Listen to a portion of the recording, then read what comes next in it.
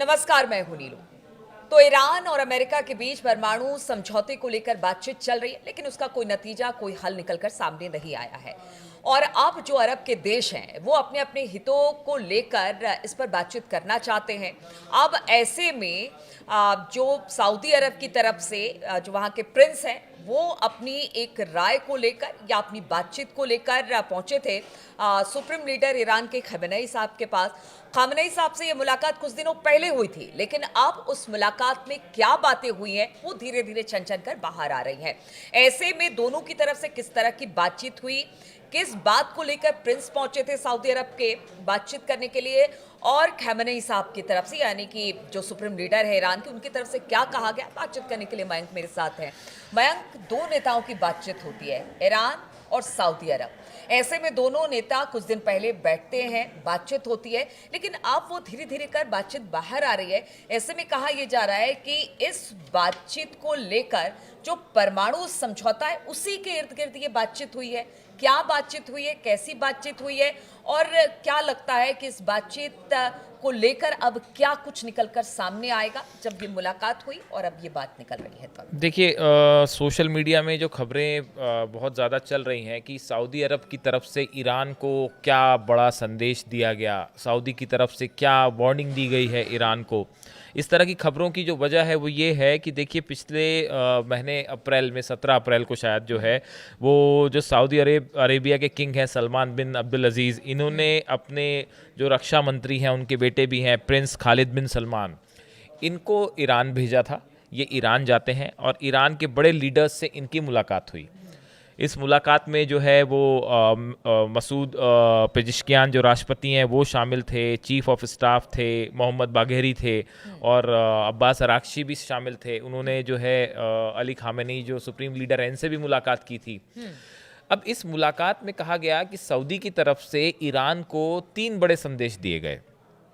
पहला संदेश तो ये दिया गया कि भाई, ट्रंप के साथ आप तो या तो परमाणु कार्यक्रम को लेकर डील कर लीजिए, वरना इजराइल के हमले के लिए तैयार रहिए। यहाँ एक बात टोक दे रही हूँ, क्या ये ट्रंप के संदेश को लेकर ही पहुंचे? बिल्कुल, ये ट्रंप का संदेश था जो सऊदी के द्वारा जो है वो ईरान को दिया गया। और देखिए, इसमें जो है इस संदेश में बड़ा साफ शब्दों में कहा गया, ईरान के सामने जो बात सऊदी की तरफ से रखी गई, ट्रंप का जो मैसेज रखा गया, वो उन्होंने ये बात कही कि भाई, अगर आप ट्रंप की बात को गंभीरता से नहीं लेते हैं, अगर आप अमेरिका के साथ किसी तरह की परमाणु डील में देरी करते हैं, तो ये एक बड़े युद्ध का कारण बन सकता है और ईरान के ऊपर मिलिट्री स्ट्राइक हो सकती है और इजराइल की तरफ से ये बड़ी स्ट्राइक हो सकती है। इस तरह की बात की गई। देखिए, इसमें एक और दूसरी बड़ी बात ये की गई कि US leader has little patience for negotiations. ये बात कही गई कि भाई, ट्रंप जो है वो निगोसिएशन के लिए उनके पास ज़्यादा वक्त नहीं है, उनके पास उतना धैर्य नहीं है और आपको जल्दी ही कोई फैसला लेना पड़ेगा।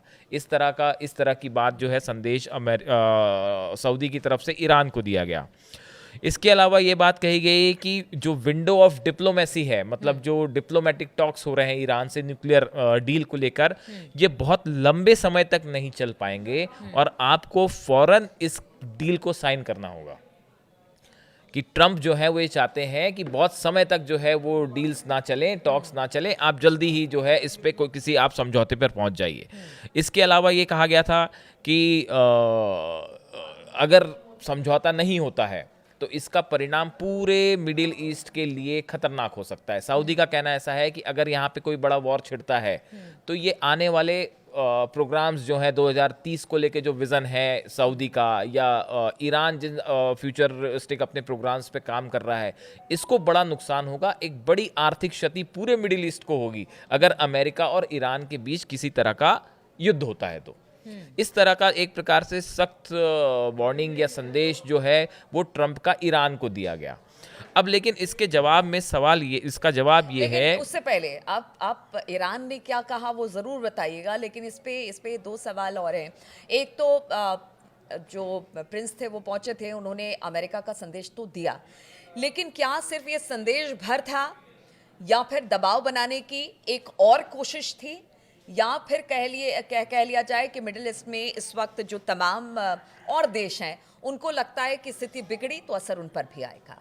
तीनों चीज़ें हैं। आपने जो तीनों बात कही वो तीनों चीज़ें हैं। ये ट्रंप की तरफ से दबाव बनाने की भी कोशिश थी, ये ईरान को मनाने की भी कोशिश थी, और क्या इससे युद्ध से सऊदी को भी नुकसान होगा, इसमें तो किसी को शक है ही नहीं। अगर अमेरिका और ईरान के बीच युद्ध हो जाए तो उसमें सऊदी का भी नुकसान है। सऊदी के जितने इकोनॉमिक प्रोजेक्ट्स हैं बड़े, वो सब के सब रुक जाएंगे, ऑयल प्राइसेस आसमान छूने लगेंगे, इसमें तो किसी को शक होना ही नहीं चाहिए। तो सऊदी को अपनी भी चिंता है, इसमें कोई शक नहीं है। लेकिन देखिए, बड़ी बात यह है कि जब ये प्रस्ताव रखा गया सामने, ये खबरें सब सोर्सेस से हैं। देखिए, ईरान ने ऑफिशियली डिनाई किया है कि इस तरह की चीज़ें जो हैं वो ऑफिशियली ईरान ने इस पे मना किया है। हाँ। लेकिन जो बात निकल के सामने आई वो ये कहा जा रहा है कि इस बैठक में जो है संदेश ईरान के जो राष्ट्रपति हैं पेजेश्कियान, इनकी तरफ से ये कहा गया कि भाई इस पूरे मैटर को लेके ट्रंप एडमिनिस्ट्रेशन का एक बड़ा अनप्रिडिक्टेबल अप्रोच है। पहले उन्होंने शुरू में कहा कि भाई ईरान जो है वो अपना लिमिटेड एनरिचमेंट का अधिकार अपने पास रख सकता है। उसके बाद उन्होंने कंप्लीट यू टर्न ले लिया अमेरिका ने, और उसके बाद यह कहा कि भाई आपको पूरा डिसमेंटल करना पड़ेगा यूरेनियम एनरिचमेंट का प्रोग्राम।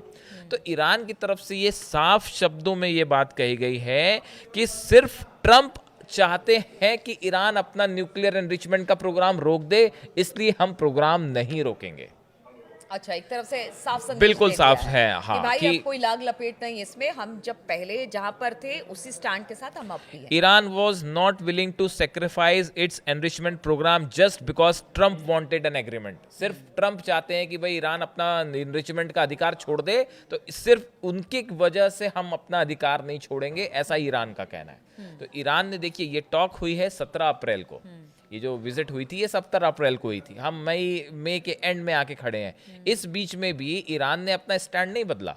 अच्छा, बातचीत हो रही है, लेकिन वो जो उसका परमाणु कार्यक्रम था वो साथ साथ चल भी रहा है। देखिए, हाँ, वो बिल्कुल चल रहा है। हाँ। उसकी वजह देखिए ये है, ईरान की तरफ से ये कहा गया है, ये बात कही गई है कि देखिए इस तरह की खबरें आएंगी। ईरान की तरफ से ये संदेश भी दिया गया कि हम अपना एनरिचमेंट का जो प्रोग्राम है उसको हम टेम्परेरीली जो है हम उसको पॉज कर सकते हैं, लेकिन आपको एक डील के तहत इस बात को स्वीकार करना पड़ेगा कि ईरान के सिविलियन नीड्स के लिए जो यूरेनियम एनरिचमेंट का अधिकार ईरान का है वो ईरान के पास ही रहेगा।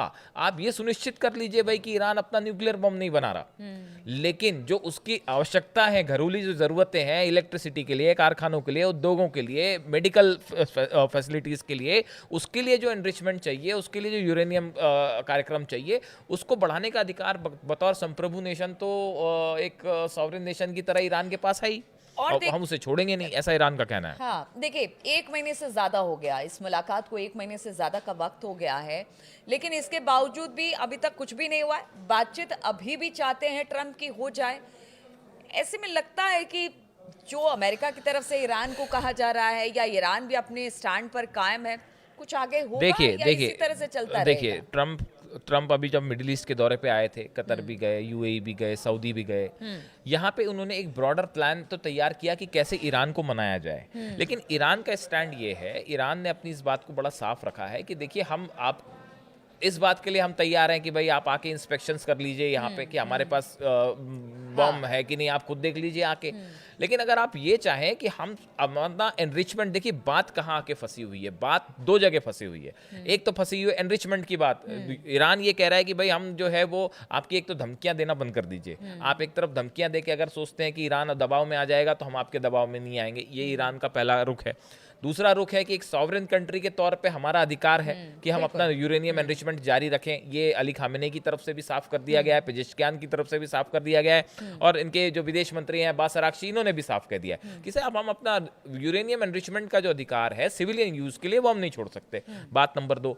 बात नंबर जो तीसरी बात एक और है कि ईरान का जो long range ballistic missile program है, अमेरिका चाहता है कि ईरान इसको भी रोके, लेकिन ईरान इसके लिए तैयार नहीं है। वो कह रहा है कि हम आत्मरक्षा के लिए बैलिस्टिक मिसाइल वाले कार्यक्रम को तो रोक पे हम बात करने को राजी नहीं है। हम जो है सिर्फ आपका न्यूक्लियर जो प्रोग्राम है इस पे बात करेंगे। इसी बीच में इजराइल की तरफ से इस तरह से खबरें कि भाई इजराइल कभी भी उसके न्यूक्लियर ठिकानों को हमला कर सकता है, निशाना बना सकता है। देखिए, सऊदी की अगर हम बात करें, सऊदी की भूमिका अभी हमने देखा कि सीरिया और अमेरिका के बीच में जो डील हुई, और सीरिया के जो सुन्नी लीडर हैं अहमद अल शारा, जिनकी मुलाकात सऊदी ने करवाई, तो सऊदी एक प्रकार से अमेरिका का एक बड़ा पार्टनर है इस रीजन में, जो अमेरिका के हितों को आगे बढ़ाने का काम कर रहा है, या फिर इस दिशा में एक बड़ी प्लानिंग के साथ एक चल रहा मध्यस्थता के है, तौर मध्यस्थता के हाँ। तौर पे आगे चल रहा है। तो वो ईरान को की तरफ से उनको ये संदेश दिया गया, लेकिन इस मुलाकात को थोड़ा टाइम हो चुका है।